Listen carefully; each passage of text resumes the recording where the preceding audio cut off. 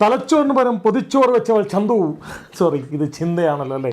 അപ്പോൾ ചന്തു അല്ല. നമ്മുടെ ചിന്തയുടെ പ്രശ്നം എന്താണെന്ന് വെച്ച് കഴിഞ്ഞാൽ, കൊല്ലത്ത് അവിടെ ജനസമ്പർക്ക പരിപാടി, കുരുക്ഷേത്ര എന്ന് പറഞ്ഞൊരു പരിപാടിയിൽ പങ്കെടുക്കുമ്പോഴത്തേക്കും അവിടുത്തെ ജനങ്ങൾ പറയാണ്, കൊല്ലം എന്ന് പറയുന്ന സ്ഥലത്തെ ജില്ലാ ആശുപത്രിയിൽ യാതൊരു രീതിയിലുള്ള ബേസിക് ആയിട്ടുള്ള സർവീസുകൾ പോലും ഇല്ല, പാരസെറ്റമോൾ ഇല്ല, അല്ലെങ്കിൽ ചില ഇഞ്ചക്ഷനിലില്ല, IV സെറ്റുകളില്ല, കാര്യങ്ങളില്ല എന്നൊക്കെ പറയുമ്പം പുള്ളിക്കാരത്തി വളരെ ആർജവത്തോടെ ഊർജ്ജം കൊണ്ടുകൊണ്ട് പറയുന്ന ഒരേ ഒരു കാര്യം വേറൊന്നുമല്ല, ഈ ആസ്പത്രിയിൽ പൊതിച്ചോറ് തരുന്നവരാണ് DYFI എന്ന് പറയുന്നുണ്ട്.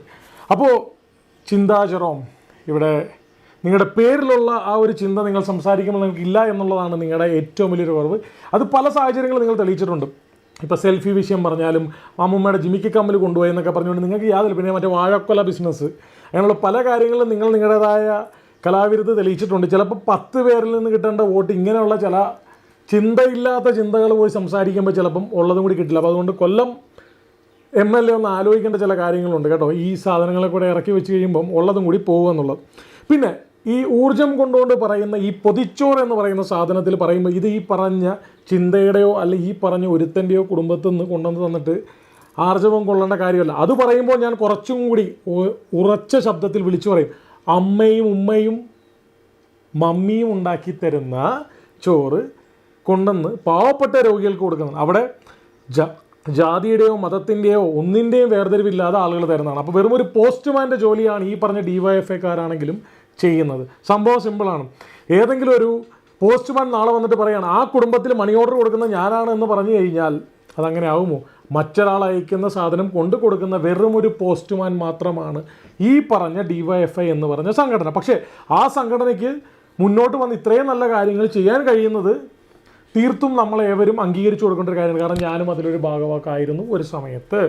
എന്ന് വെച്ചാൽ ഇപ്പോൾ എതിരാണെന്നൊന്നുമല്ല ഞാൻ പറയുന്നത്. പക്ഷേ ആ പറഞ്ഞ ചിന്തയുടെ ആ ഒരു വാക്കുകളോട് ഒരു പാർട്ടി പ്രവർത്തകനും യോജിക്കാൻ പറ്റില്ല. പക്ഷേ അത് തുറന്നു പറയാൻ പലർക്കും ഇന്ന് വളരെയേറെ പ്രയാസങ്ങളാണ്. കാരണം പേടിച്ചിട്ടായിരിക്കാം.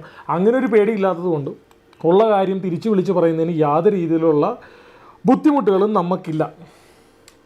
അപ്പോൾ ഇവിടെ ആരുടെയൊക്കെ അമ്മയുടെ ജിമിക്ക് കമ്മൽ ഏത് വഴിയൊക്കെ പോയെന്ന് പറഞ്ഞാലും ഈ പറഞ്ഞ മറ്റുള്ളവരുടെ വീട്ടിൽ നിന്ന്, അതായത് അമ്മയും ഉമ്മയും മമ്മിയൊക്കെ ഉണ്ടാക്കി തരുന്ന ചോറ് കൊണ്ട് കൊടുത്തിട്ട് അതിനെ വോട്ടാക്കാൻ ശ്രമിക്കുന്ന ഹീനമായ വർത്തമാനങ്ങൾ ആര് പറഞ്ഞാലും ഇങ്ങനെയുള്ള പ്രതികരണങ്ങളുണ്ടാകും. അപ്പം ഇത് കേൾക്കുന്ന MLAയോട് ഇനിയിപ്പം ഇവരുടെ പൊതിച്ചോറിൻ്റെ പുറകെ പോകാതെ ബേസിക്കായിട്ട് ആ ആസ്പത്രിക്ക് വേണ്ട കാര്യങ്ങൾ ചെയ്തു കൊടുത്തുകൊണ്ട് മാന്യമായിട്ട് ജനങ്ങളുടെ മുമ്പിലിറങ്ങി വോട്ട് ചോദിക്കുക. അല്ലാതെ ആരോഗ്യമന്ത്രി വരുന്ന സമയത്ത് മാത്രം പുതപ്പ് മാറ്റാനും കുളിപ്പിക്കാനും അവിടെ കിടക്കുന്ന വണ്ടി കഴുകി തുടച്ചിട്ടാൽ പോരാ എന്ന് ഇലക്ഷന് മുമ്പായിട്ട് ഓരോ പ്രതിനിധികളും ചെയ്തു കൊടുക്കുക. പിന്നെ ഈ മുട്ടനാടിനെ തമ്മിൽ ഇടികൂടിച്ചിട്ട് നോക്കി നിൽക്കുന്ന ഒരു ചെന്നായുടെ കഥയാണ് ഇപ്പോൾ ഓർമ്മ വരുന്നത്. ഇവിടെ 2 പേർ അടികൂടും. വിജയിക്കാൻ പോകുന്ന ആരാണെന്നുള്ളത് അറിയാം. കാരണം ജനങ്ങൾ എത്രയൊക്കെ വേണ്ടപ്പെട്ടതിന് വേണ്ടി മറ്റുള്ളവർക്ക് ചെയ്തു കഴിഞ്ഞാൽ സ്പ്ലിറ്റായി പോകുന്ന കുറേ വോട്ടുകൾ കൊണ്ട് കുറേ കാര്യങ്ങളുണ്ടാകും. അപ്പോൾ ഇനിയിപ്പോൾ അതിൻ്റെ ഒരു സമയമാണ്. കാരണം കുറേ നാൾ കോൺഗ്രസ്, കുറേ നാൾ കമ്മ്യൂണിസ്റ്റ്, ഇപ്പോൾ അടുപ്പിച്ച് 2 പ്രാവശ്യം കമ്മ്യൂണിസ്റ്റായി. ആളുകളെ സംബന്ധിച്ചിടത്തോളം സത്യം പറഞ്ഞ ഓരോ വ്യക്തികളും ഈ പറഞ്ഞ കമ്മ്യൂണിസ്റ്റുകാരനാണെങ്കിലും കോൺഗ്രസ്സുകാരനാണെങ്കിലും ആരാണെങ്കിലും ജീവിതം പൊറുതിമുട്ടിയിരിക്കുന്നത് കൊണ്ട് ആർക്കും വലിയ താല്പര്യവും സന്തോഷമൊന്നും ഉണ്ടായിട്ടല്ല. പിന്നെ അങ്ങനെയാണ്. അതുകൊണ്ട് തന്നെയാണ് നമ്മുടെ നാട്ടിലെ യുവാക്കളും യുവതികളും നാട് വിട്ട് വെളിയിൽ പോകുന്നത്. അതെന്തുകൊണ്ടാണെന്ന് ചോദിച്ചു കഴിഞ്ഞാൽ ഈ പറഞ്ഞ അമ്മയും ഉമ്മയും മമ്മിയും ഉണ്ടാക്കി തരുന്ന ഭക്ഷണം കഴിച്ച് വീട്ടിൽ ഇരിക്കാൻ പറ്റാത്ത സാഹചര്യമാണ് ഇന്ന് ആ നാട്ടിലുള്ളത്. അപ്പോൾ മാറേണ്ടത് നാടല്ല, ഈ നാട് ഭരിച്ച് കുട്ടിച്ചോറാക്കുന്ന, തലച്ചോറില്ലാത്ത പൊതിച്ചോറ് വിറ്റ് നടക്കുന്ന കുറച്ച് ആൾക്കാരുണ്ട്. അവരെ തിരിച്ചറിഞ്ഞു കഴിഞ്ഞാൽ നല്ലതാണ്.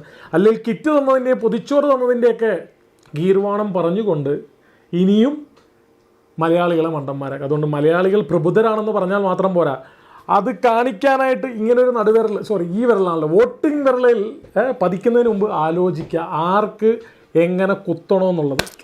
അപ്പോൾ ശരി, നന്ദി, നമസ്കാരം.